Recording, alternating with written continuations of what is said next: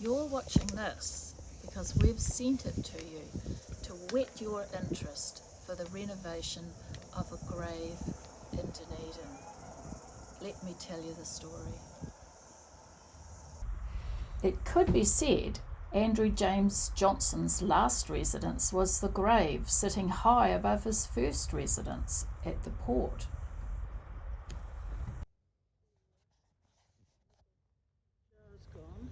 I've always put flowers here just to let them know that it's family, because these graves are all disappearing. Oh, that's too bad. I'd like to have done this up and planted it out. And So why did my grandfather insist he was a John Stone, not a Johnson, when he started his own family in Hokitika? A son's rebellion against his father, a yearning to be connected to his Scottish ancestry? I think so. Never? Dad didn't supply much information about them, because he was still cross with his father. Well, his father sort of denied the Norwegian side of it, and probably because at that time most of the Norwegians here would have been whalers. Mm-hmm. And they sent one of the boys back to Scotland again, didn't they, to be trained? Yes, his father sent him to Glasgow to do his marine engineering. Yeah. And then that carried on then, didn't it, with your dad? Yeah, Dad was his apprentice. Yeah, Dad had to go to work when he was 13 because times were hard. Yeah. And they were both renowned for being very talented at Davidson's foundry. They made the locomotives, and they built parts for bridges, and they built implements for farm machinery.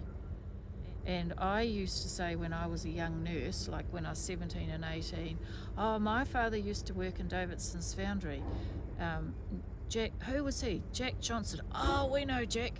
Yeah, and then the younger people would say, oh, Deafy Johnson, you know, because the machinery had made him deaf, but actually my brother Graham's deaf, so it's an inheritable thing. Yeah, as well as the machinery wouldn't have helped. Yeah. Well, Aunt Kate was profoundly deaf too. I'm going in this year. Yeah.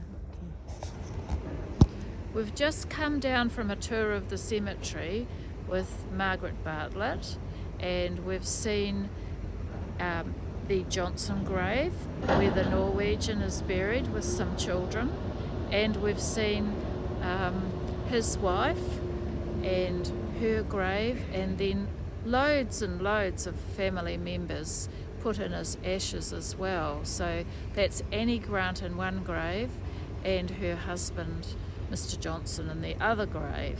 And now we've come down the hill from the cemetery, and I said stop the car because Margaret reminded me that that was where they lived. So we're looking down at some old buildings.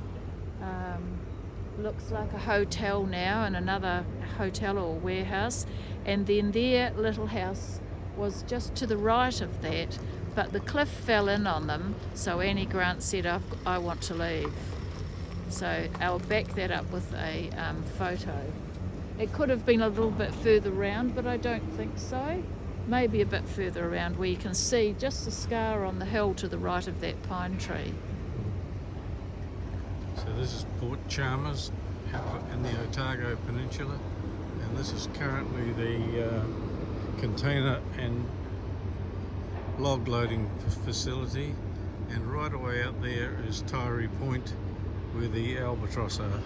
Over the other side you got Larnock Castle just across there, and you go way back up the harbour there to Dunedin. And just to add, of course the Stevedore company that he set up here, it would be right on the port, wouldn't it? He wouldn't have to, he could look out his bedroom window and see what was coming in. Would he have his office there? Yeah, yeah. As we get older, I can speak from personal experience. Standing before the grave of an ancestor means one hell of a lot more than it did when I was younger. We can stand there and reminisce and think of the stories we've been told, and our relatives sort of pop into reality. They're not just a name that we were told. I can look at a grave and think, you old bastard. I can have thoughts about him. He could have lived his life in a better way. I could live my life in a better way. There can be a letting go, because the emotions might range from anger to regret to a softness, a tenderness, and a sentimentality. The Johnson grave isn't ready for demolition, although Margaret does fear that could happen as other graves around have gone. But the undertaker, who's our cousin in Hokitika, says they're much more likely to be shifted if there's a tombstone that could fall on a child, for example. But when there's no danger, the only reason for renovating a grave is a sense of pride.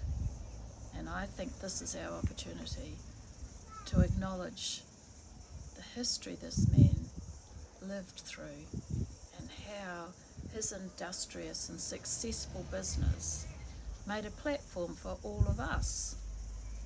And yeah, I think that's a fine thing to do. It's an amusing thing for me to recite stories that my father told me. He wasn't someone that believed in fairies, but he was adamant that when he was a little boy, he saw a lady in the garden, an old lady dressed in black with a mantilla. And I thought, oh, he's seen a photograph, this can't be, but I will give him his, his storytelling. But in fact, they did get a telegram that day to say that Catherine was dead. And now that I know Catherine, I think, yeah, okay. If you want to have a little bit of Scottish history, that's a good one. Margaret says that Catherine has still been talked about in Scotland. She met somebody who was married to somebody who was a relation of ours, and the story around Plockton in the Highlands is that they could hear Catherine keening as she was being rowed out to the boat. Apparently she was the last one on board, and she must have thought, what have I done? Because it was her who gathered her children and led everyone to travel on the Halcyon out to New Zealand to start a new life. Very brave. Alvin and my daughter Rachel were with me when we drove the van into Ullapool, and I had a sense that I knew where everything was, that I'd definitely been here before. And I've never been able to shake that off. And when I heard Margaret talking about how she went back to Scotland and people could still remember the people that left on the Halcyon to go out to New Zealand. And I thought, okay, my father's dad was sent out to do marine engineering in Glasgow. For sure he would have gone to the hometown. Catherine, who we've talked about, was still alive. And that story would have been told about her whaling across the waters as she considered how dangerous and how emotional she was. We're at the beginning of getting prices, and if we want to make the grave look like it was when he was buried in 1903, it's going to cost up to $3,000. If we get less money from donations, we'll do less work. So you can help. Finding out you've got Scottish history and thinking about the stories you were told as a kid is important. Maybe it's not so important until you're reflecting back on the whole of your own life.